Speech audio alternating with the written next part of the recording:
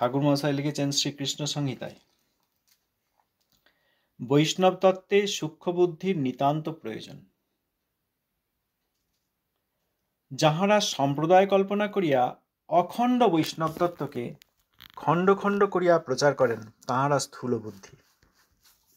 বৈষ্ণব তত্ত্ব এক অখণ্ড বস্তু। বৈষ্ণব তত্ত্ব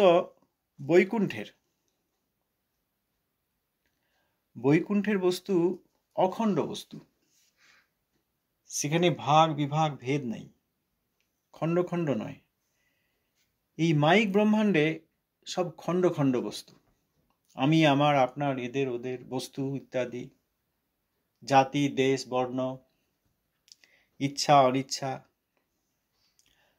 দর্শন, সব খণ্ড খণ্ড বস্তু।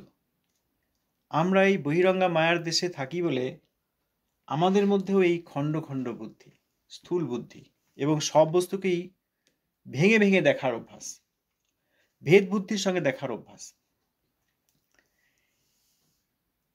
কিন্তু বৈষ্ণব তত্ত্ব আসলে অখণ্ড। এই বৈষ্ণব তত্ত্বের অখণ্ডতা আমরা যদি বুঝতে না পারি, তাহলে আমরা বৈষ্ণব তত্ত্বকে বুঝতেই পারলাম না। বৈষ্ণব তত্ত্বকে যদি খণ্ড খণ্ড করে আমরা ভাবি এবং প্রচার করি, এখানে ঠাকুর মহাশয় লিখছেন, যাহারা সম্প্রদায় কল্পনা করিয়া অখণ্ড বৈষ্ণব তত্ত্বকে খণ্ড খণ্ড করিয়া প্রচার করেন, তাহারা স্থূল বুদ্ধি। আর এইটাই তো আজকাল দেখা যাচ্ছে, সব খণ্ড খণ্ড করে প্রচার করা হচ্ছে, খণ্ড খণ্ড ভাবনা দিয়ে দেখা হচ্ছে। আমাদের চোখে আমরা সব খণ্ড বস্তু দেখছি, ভেদ বিভেদ ভাগ এসব দেখছি। এমন এমন ব্যক্তি আছে, প্রভুপাদের উপদেশ পড়ছেন, জিজ্ঞেস করলে আর কথা বলে না। প্রভুপাদের উপদেশের গুরুত্ব বলতে গেলে আর তারা কথাই বলে না। অনেক অনেক ব্যক্তি এরকম সংস্পর্শে এসেছিলেন, বন্ধু বা মিত্র হবে। যখন বললাম প্রভুপাদের এরকম উপদেশ আপনার কাছে আছে, প্রভুপাদের উপদেশ কি পড়েন বা পড়েছেন, আর তারা কথাই বলে না। দেখুন, তারাও কিন্তু তিলকমালা করেন, তারাও মন্দিরে থাকেন, নাম কীর্তন করার অভিনয় করেন। তাদের ধারণা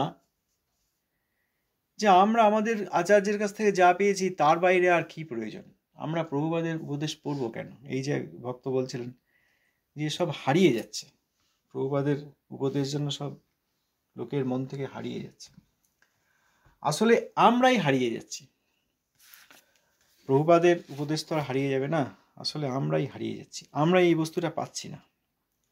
ওই জন্য আমাদের মধ্যে খণ্ড ভাব নিয়ে আসছি, খণ্ড খণ্ড ভাঙা, মানে ভেদ বিভেদের চোখ দিয়ে দেখতে গিয়ে যেটা অখণ্ড বস্তু সেইটাকে আমরা খণ্ড খণ্ড করে দিচ্ছি। এটা কিন্তু ভক্তি নয়।